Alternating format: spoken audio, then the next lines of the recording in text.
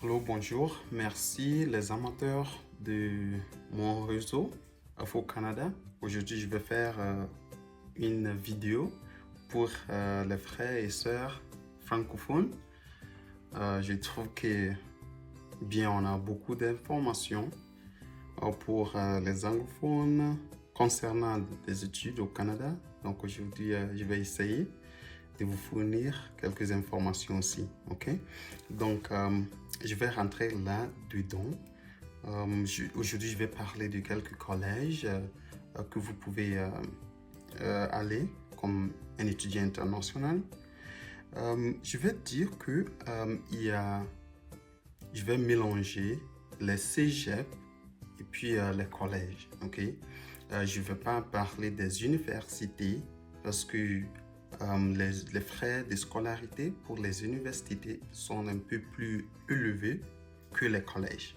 Okay? On sait qu'il y a beaucoup d'entre nous qui ne peuvent pas forcément, c'est pas forcé, mais il y en a qui n'ont pas le moyen économique pour pouvoir aller dans les universités. Donc les cégeps et les collèges sont le moyen le plus abordable pour eux. Okay? Donc cégep veut dire collège d'enseignement général et professionnel. Okay?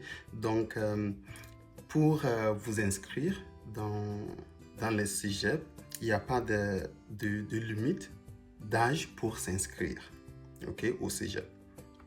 Les choses à connaître. Voilà les choses à connaître. Premièrement, cégep veut dire collège d'enseignement général et professionnel. Deuxièmement, il n'y a pas de limite d'âge pour s'inscrire au cégep. Dans les cégeps, il n'y a pas de limite, ok? Troisièmement, au moins, il faut réussir 2 années d'études dans votre pays d'origine. C'est-à-dire, peut-être vous avez bac. Ceux qui ont bac peuvent s'inscrire. Ceux qui sont déjà dans d'autres études postsecondaires peuvent s'inscrire aussi. Okay? Peuvent s'inscrire aussi. Et il y a des cégeps aussi qui offrent 2 années de transition entre la fin du secondaire et l'université. C'est-à-dire, vous pouvez aller dans les cégeps pour quelques années pour franchir, cette, comment on dit, le temps entre vos études secondaires et puis l'université. Okay? Si vous pouvez aller dans les cégeps pour quelques années et puis continuer à l'université, c'est ce que je veux dire. Ok, mais un avertissement pour vous, moi je ne suis pas un consultant en immigration ou bien je suis pas un consultant en éducation, ok? Tout ce que je vais dire, c'est ma propre recherche que j'ai faite pour vous fournir ces informations, ok? Je ne suis pas un professionnel dans le domaine. Je suis pas allé à l'école pour devenir professionnel. Je ne travaille pas pour un gouvernement ou bien pour une institution, non. C'est ma propre recherche, ok? Donc, tout ce que je vais vous dire, les informations que je vais fournir, il faut faire vos propres recherches aussi, s'il vous plaît. C'est très important. Ok, allons-y. Donc, ce qu'il faut, au moins pour les études au Québec, ok?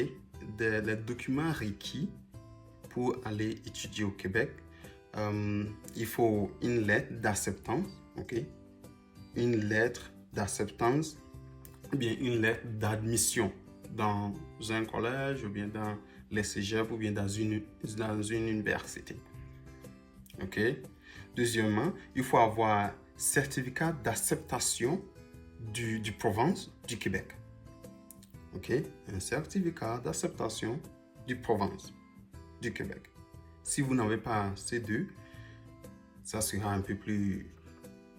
Ou bien je peux dire que vous ne pouvez pas aller étudier au Québec. Parce que les documents nécessaires au Québec ce sont un peu plus différents d'autres provinces. Et aussi les données à fournir, les documents à fournir même pour l'immigration sont un peu plus différents. Pas assez différents, c'est pas une différence très grande, mais sont un peu plus techniques. Ok, il y a des techniques là-bas. Donc, il faut savoir aussi que le Québec, c'est la province le plus bilingue parmi toutes les provinces et les territoires au Canada. Il y a un peu plus de bilingues au Québec. Okay? La plupart des Québécois peuvent au moins s'exprimer en anglais. Okay? Après français, il y a un grand nombre de gens qui peuvent parler la langue anglaise au Québec.